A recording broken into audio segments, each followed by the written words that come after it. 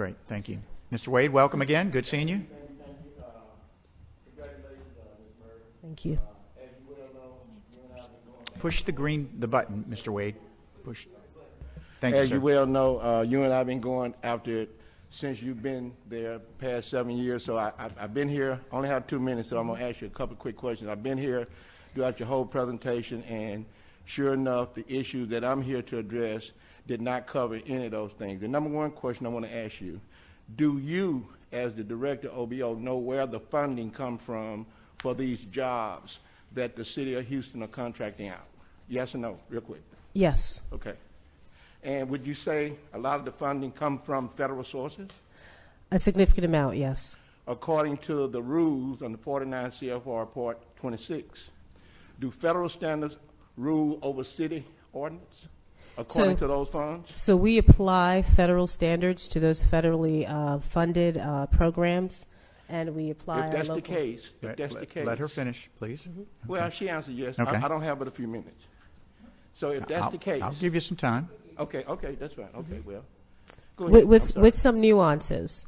So certainly for the U.S. Department of Transportation projects, and I know we've been discussing how do we count the participation of You already suppliers. know- you knew I was going I with know this. exactly where Absolutely. you're going. How do we count the So participation Wait. Let her finish. of suppliers and the U.S. Department of Transportation rules? We follow those rules in applying and determining counting on those projects. And then the city of Houston, for those projects, we have some different rules as well. A lot of our rules are similar, but there's some distinctions on city projects. So you're telling me you're taking federal money and applying city standards? Is that what you're saying? No, I'm not. Okay. So can you explain that? Because what I'm trying to find out from you as the new director, and trust me, I support you. Thank you. I think it's a great choice, and I think today is a good day for us to start doing what council member, the chair, suggested, that we start new.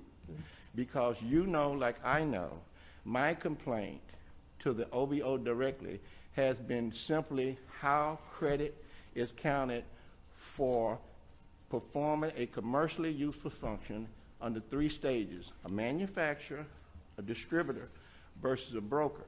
And the complaint has been you and your department have allowed brokers to act as manufacturers and distributors when it comes to applying credit to the contractors.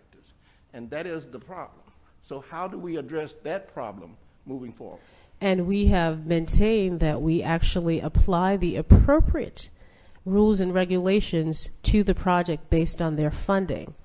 Now, there might be instances if we have not fully audited a project, and I described the workload earlier, a commercial useful function assessment may not have been done to determine whether the level of participation that the prime would get for a particular vendor.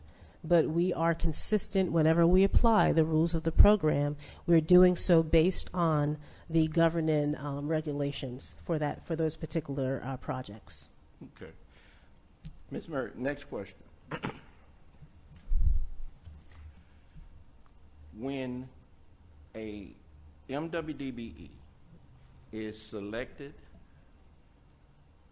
is chosen, whatever the term might be, on a contract, and that prime contractor decides to deviate from that prime, which what we've been talking about, you still have not clearly defined to no one in this room what is the process. And the question is, the federal standards have a process in place for good faith efforts and performing a commercially useful function. My question is, how do you take federal funds and apply city performing commercially useful function and or good faith efforts to taxpayers' money? That question has not been answered yet.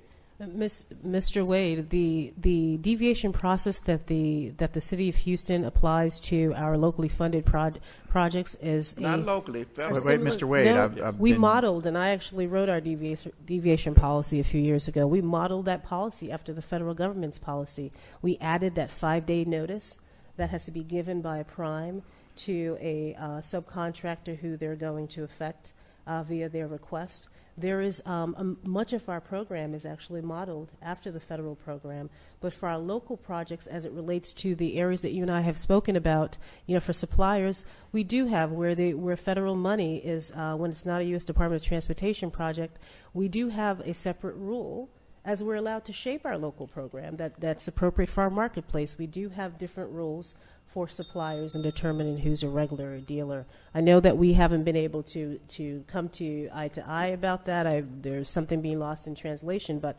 we're not inconsistently applying the rules that we're actually supposed to apply. Well, Ms. Murray, the reason why we have Mr. Wade, not been able... you've had 2 minutes. I've given you a lot of latitude. Okay. She's not a witness, so the interrogation. Well, it's not a matter of being but a I witness. understand your points. But The point is that she's in her we've been raising this. 31st hour. We've been raising this. She's been there 7 years. Well, she wasn't the 31 director. hours. 7 years and 31 hours. And she clearly understands the issues that Councilmember Green, God bless his soul, when he was here, and Pollard is raising. These are issues. In other words, we're building a building on a rocky foundation. Until we establish the foundation of where the funding comes from, we're going to continue to build this problem on top of a rocky foundation, and people will be down here continuously complaining until the foundation is established. And the foundation is the source of the money that comes from taxpayers. Thank you very much. Thank you. And we're going to give her the opportunity to create that new foundation. Well, and she's I been hope, there 7 years. She hasn't done it yet, Well, so I'm I looking was for her to do it. I was a subordinate once in my life, and then I became a general manager, and then I was able to implement things that I thought were. If you keep giving 3 aces and 2 deuces, and I keep giving 2 kings and 2 queens, I got a good-looking hand, but I'm losing. Thank you. Always interested, Mr. Wade, so thank you. Mr. Reginald Anderson. We know the problem. Let's fix it. We're going to. Mr. Anderson. Yes, sir. Thank you.